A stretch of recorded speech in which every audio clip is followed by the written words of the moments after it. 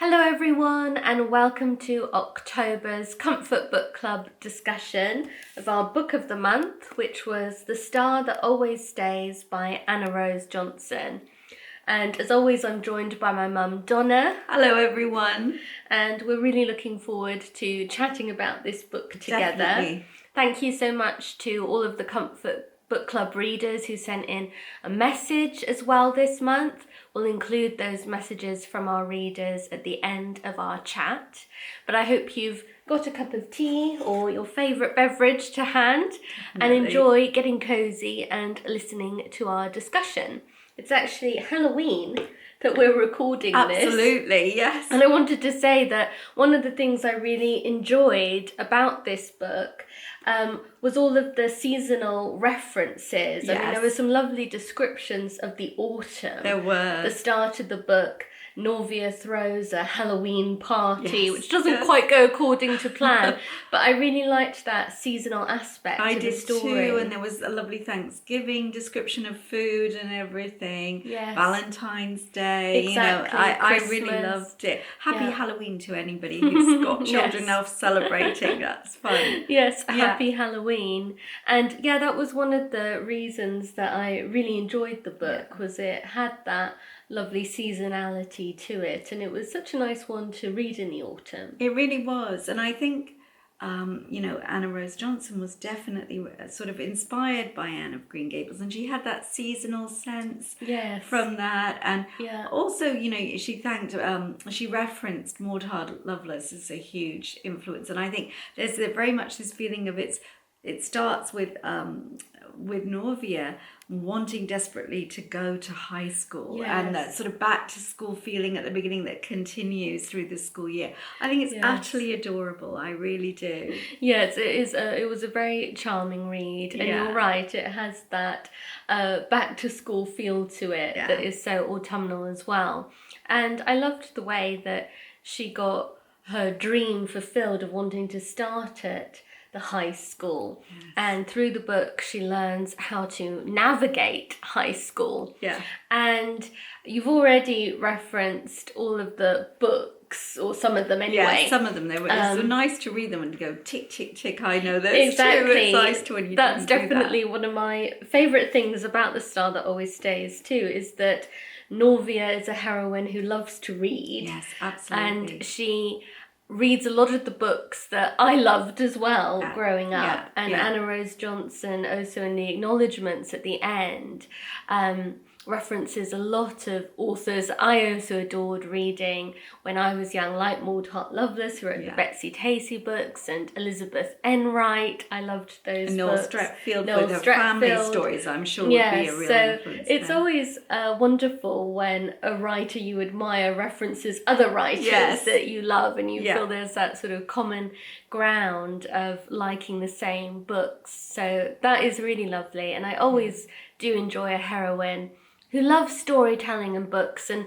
storytelling is a huge theme in The Star That Always Stays. I love how Norvia is always so enchanted by story, whether it's her beloved sort of grandpa who's telling her stories of her ancestors as she sits by the fire and sort of listens to them, or whether she's reading her own books and learning more about herself and about the world through reading, and what being a heroine really means, and what friendship really means too. I love that too, and I love that she also hears, her second language is obviously French, and she hears Old Mary and New Mary, Young Mary, the Marys, talking to each other in French with storytelling in a way, and gossiping and stuff, and she can easily tune into that, and she finds it so I think interesting that the language involved in storytelling is very important to her. Yes, exactly. Yeah. And her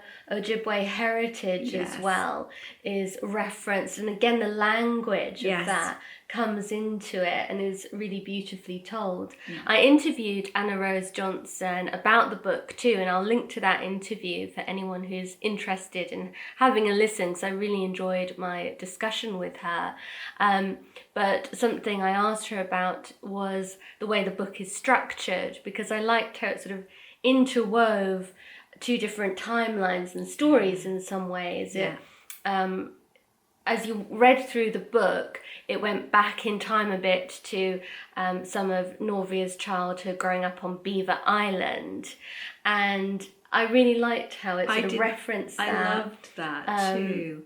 Yeah. And that was a very deliberate choice on her part as well to do that. And I liked that contrast between her new life and her old life and how they interwove. Absolutely. And how even in the old life, which was her young childhood in about, I think, 1907 to 10, that sort of period, she was obviously, even though it was happy in many ways, she loved the landscape she grew up in, and it made me want to visit Beaver Island. Definitely. I mean, so interesting. Yeah. And she talked about this, but there was always danger. You know, her father was often like he did quite risky things, sailing this boat out. And all this, so there was danger in even her earliest childhood, which of course led to, in fact, her parents separating, divorce. So that this is a story in the second half about, in fact, the mother really feels she's found her true love. It's a lovely, safe place and in fact, all the children come to feel this too. But don't you feel it's interesting? But because that's then in the time of the Second World War. First World War, 1915, 16, that sort of time. That she's scared of outside events more than the world at war. And the reader is, because you know what's coming. Yes. And what I loved about this book too is that it's based on a real story and real people. Anna Rose Johnson drew on her own family history, and I love the photos that she includes at the back of the book. Lovely. You can see what the real life Norvia, the real life Dicta looked like, and I found that so interesting, and I really hope she does another book following the same characters, because it really leaves you wanting more for sure, to find out what actually happened to Norvia. And I really enjoyed that because I loved the story, but also knowing it was based on a real family and real events made it more special. And you know, at that time in particular, it would have been very difficult to come from a divorced background and to be in a new kind of blended family, getting used to a stepfather and a stepbrother. And I thought that's handled really sensitively and really well in the story. It's actually handled so positive, and she also has a stepsister who's older who takes on trying to help her with how to adapt to high school and everything. It was really beautifully done. I thought. And I thought I liked the way it kind of upended expectation in some ways, in that it would be easy to assume that the stepfather's not going to be a sympathetic character, and the stepbrother could be very difficult, and the sort of shadow of the former wife sort of overhanging that you expect things to not go well. But in fact, they all learn to really accept each other and care for each other. And I love how Uncle Virgil, her stepfather, in the end really helps Norvia's love of books, and gives her so much confidence. She's scared at first to ask anything of a father figure because of the relationship with her own father and the way he didn't value reading or books. And I think that's lovely, the way it's all brought in, that he gives her books, he opens his library to her. And I thought it was a lovely I just loved that bit. But you're right, you really see Norvia grow in confidence, grow as a heroine through the book, and she has to navigate a lot of prejudice in the story, but the way that she overcomes that and develops her own circle at high school and learns to appreciate the people who truly accept her for who she is and celebrate that about her. And love that. It's lovely. And she learns to realise that having good friends, it's not just about being popular. You know, being a heroine isn't always just about being popular. No. It's about being a real friend and enjoying your group of friends in high school. That's really well done. I love that. Like how she wants to be a heroine. And she reads Anne of Green Gables and tries to think, how does Anne, you know, become like popular in the crowd? And I thought that was really lovely. And it had a bit more, I thought, of, you know, well, like she didn't have Anne's character in this bubbly, sort of charming way that Anne would have. She was a much more timid, thoughtful girl, I think, but she had the same love of story and wanting to absolutely, write. and had sort of wise words from her grandfather about what her people believed in, about fostering connection and you know, telling stories and all this was so important to her. And I really loved that. I really loved that his voice kept going in her head. Yes, I think that was really touching. Special. Yes, I really liked that as well. I liked, in fact, the way that the different generations are shown as really being able to help each other, and how these older generations have this wisdom and this love of story that helps them pass on their wisdom to the younger generations. Really important, actually. But Norvia shows a real respect for those older than her, and she loves to learn from them. She does, and Dicta and Norvia, of course, too. They really believe in storytelling themselves. They're acting. They're doing at first not very good plays. They work on it, and they get support from their stepbrother as well in this. And I thought it was so interesting that the stepfather has, you know, at one point he's a little bit negative about her crush on a young man that she's met and everything, and then by the end he explains to her his reservations because of his experience with his own daughter, who in those days, you know, girls did marry at 16, 17, 18, and how his daughter felt afterwards that she didn't have the chance to pursue her own possible career and stuff because she married so young. And he sort of talks about that, and Norvia reflects on that, and you can see she really wants a career in really an unusual one. It isn't that she says, I want to be an author in this book. She talks about wanting to be an accountant, what was it called? Like a bookkeeper. A bookkeeper, that's right, Yes, I know, I found that really interesting it was. And I assume that references the real life Norvia in some way. I thought perhaps anyway. It was obviously. And I really do hope we'll get to hear more of her story because I would love that. But I always love books that evoke a real sense of place too, and I thought this book really did that. Two places really with Boyne City and Beaver Island, and this contrast between the sort of idyllic rural setting and then the city setting, the town setting, was very interesting too, and that's part of the big adjustment that Norvia has to make. Absolutely.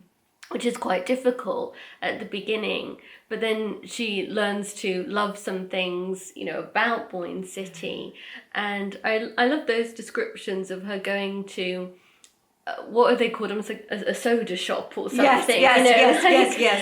That really reminded me of the sort of Betsy Tacy or Beanie Malone type books. You know, when they would do that and kind of have a sundae. I love the sundae, and like would it be banana split or like a huge Sunday surprise or something. But I always loved that type of thing from, you know, when I lived in the States. That's such an American thing. It is, but a lovely part to sort of see that and feel it. And I loved some of those little sort of historical details too. Absolutely, and the maple syrup tapping and this description of that was so fascinating. And the description of the clothing too, and hats that was wonderful. They wear. And I really liked those details. When I spoke to Anna Rose Johnson, she mentioned how much research she put into the book. And I thought you could, you know, really see that, but enjoy all that aspect. I loved that, and the fact that her mother, Norvia's mother, was also a dressmaker, and she really knew how to do these things and what she would wear, and in fact her mother's beauty is very much there, in the book. Commented upon. Yes. It was really interesting, very positive, a really lovely Yes. Well, picture. I thought it was interesting because, as you said at the beginning, Anna Rose Johnson referenced a lot of authors like Elizabeth Enright and Maud Hart Lovelace, who wrote children's books, but also children's books that have this real sense of family. And a lot of the action revolves around the family and family relationships in those. And what I really enjoyed about this one is that, again, family is very much at the heart of this book, but it shows a much less conventional family. Absolutely. And how she yet a really close one, and how it becomes close, but how they navigate these new relationships, what could be difficult relationships, especially at that time as well, and the prejudice that faces them. But it's this really positive portrayal is wonderful of a family in that way too. Her home was Beaver Island, and essentially like the feeling there of being at one with nature, and they love that. And of course with her roots there, And then you go to, in fact, her realization that this really very charming sounding home in Boyne City that was, is her stepfather's, but they move into, and it becomes their home. That becomes her North Star. She names it as her North Star. And it's the feeling not just of the house itself, but of this feeling of we're a family in a home. This is safe. This is the star that always stays for her. Yes, you're this right. feeling of security amongst a family. Exactly. And at the beginning, she doesn't have that sense of security at all. You're right. And it's lovely in the sort of arc of the story. By the end, Norvia does feel safe. She feels secure, and it's because of that feeling that she's then able to blossom as well. Yes. And so are her other siblings, that you really see them develop. I think too. Dicta is the most charming, really funny little character. Yeah, she's the younger she's sister, lovely. but she's lovely, and also she's completely confident. I mean, until she gets stage fright, and then it's like, poor girl.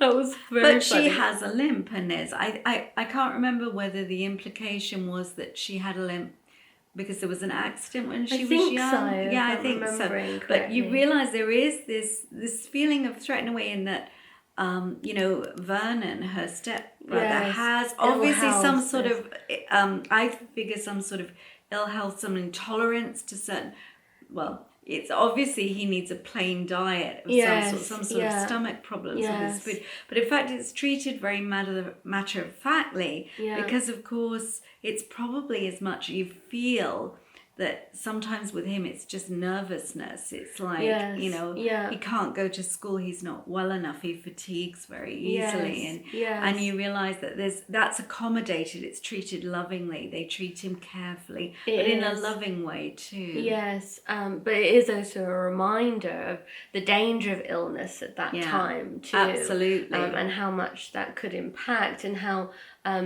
young parents did die as well. Vernon's mother died. Absolutely, in childbirth. That's quite exactly. and the baby too. Yes, so there are really these threats, and there are these sadnesses in the book. And as Elmer, one of her friends, we learn towards the end again that he was actually came from a family that really the mother, I think the father went off, the mother couldn't keep him, so he was basically sent in to a couple, foster family who didn't care for him, who wouldn't buy him new clothes and things. It's actually, and he's quite a lovely character. It's again, he's very upbeat, very chipper, and he has great potential, one feels, but there's a somber note when he talks about, I should sign up. Yes, I know. Well, and there is this tinge of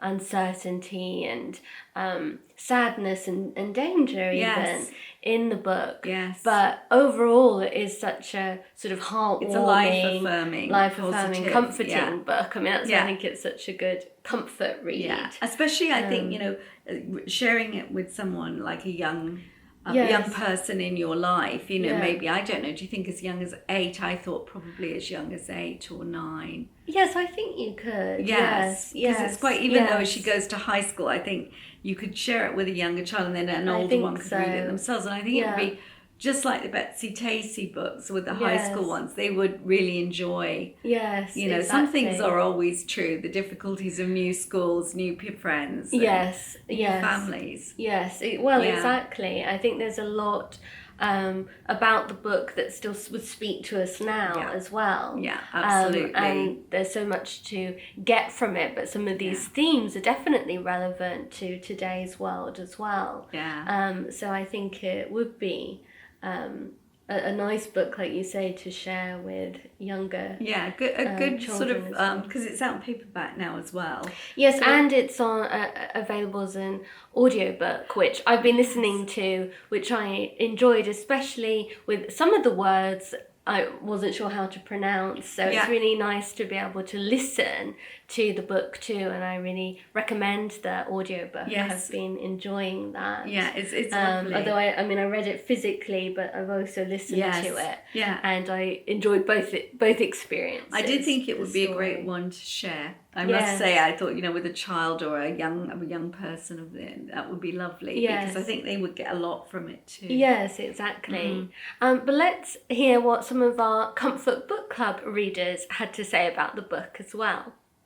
Okay, so the first message we have is from Myriam. Let's listen to what Myriam had to say about the book. Hi, Miranda, Donna, and all the Comfort Book Club folks. This is Myriam from California. Thank you so much for recommending this book. I totally loved it. So many lessons were intertwined in this book, and it was great watching the main character, Norvia, grow, as well as her blended family come together in the end to really be a family. The main themes I got from this book is, number one, relying on external validation to bring you inner happiness will never work. And number two, things are never what they seem. Norvia was so afraid of others learning who she really was and of her family situation, and thought that being accepted with the popular girls would make her happy. But it only brought humiliation. And once she learned of Kitty's and Elmer's backgrounds, she didn't feel so isolated. This is such a great read, one of my favorite books so far. Thank you for recommending it. Oh, thank you, Myriam. Thank you, Myriam. It's lovely that you enjoyed it so much, as did we. Yes, and I completely agree with everything that you said as well. It's so true. And yes, things are rarely entirely what they seem. Yes, I think that's really a good point to make as well. So I so agree with you.